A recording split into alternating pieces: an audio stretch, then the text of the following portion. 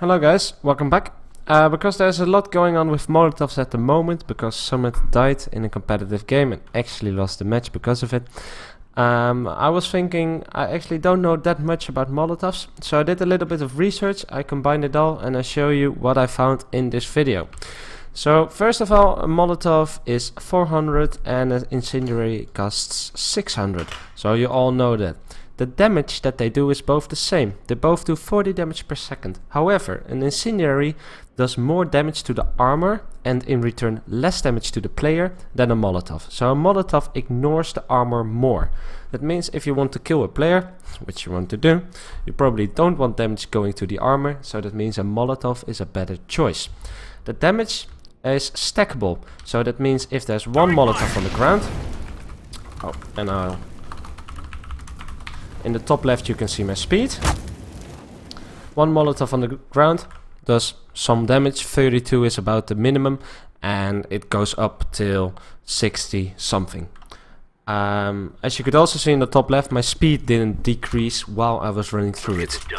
If I have a stack, however, of Molotovs, I cannot make it to the other side. As you can see, it does a lot more damage because it stacks. So running speed isn't affected by it. However, what's interesting about it is that the Molotov does 40 damage per second, and so does an incendiary, but it doesn't do it right away. It needs some time to build up. So I actually need a Molotov. Get ready. This is a free fire zone. I use this to slow down the game. So if I throw a Molotov and you look at the bottom left of the screen, you can see the damage. 1, 2, 3, 4, 5, 6, 7, 8, etc. So then it starts doing 8 damage. So that's interesting. The 4 damage tick is twice. I don't know why. And then it starts from 1 damage and it goes till 8. The model is also different. So a model like the actual grenade from a Molotov is bigger than that of an incendiary. That doesn't affect the gameplay that much, but if you have a really set incendiary, for example, that you want to throw, and you want to throw it with a Molotov, it might just bounce a bit different. Or if you want to throw it in between the stairs, that's more difficult with a Molotov than it is with the incendiary. You also need to be careful that even though you're not always standing in the flames, you can still get damaged. So for example, if there's a Molotov over there, I could stand on the edge and get damaged. Even though I'm not really on the same level and I think I should be safe here. That also works the other way around if you have it above you and you stand below.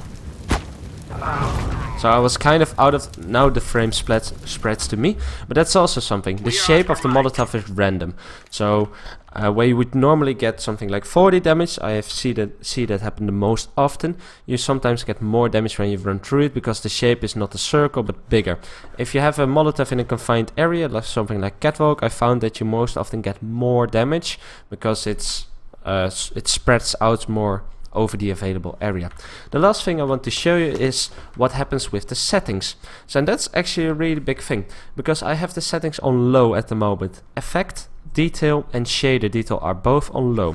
So if I would stand here, for example, and I would throw a Molotov on the ground, you have to look at the smoke that the Molotov creates. Incendiary out. So as you can see, it's quite dark. It's a bit black, it's a huge black area. Now if I would change my settings to high, or very high for the shader actually. Press apply, hopefully I don't crash. 1 second. Here we go. And restart. Push, push, push. I didn't need to restart actually, but you can see it anyway. Throwing fire. There's much less black smoke and it's much easier to see the edges of the box, for example.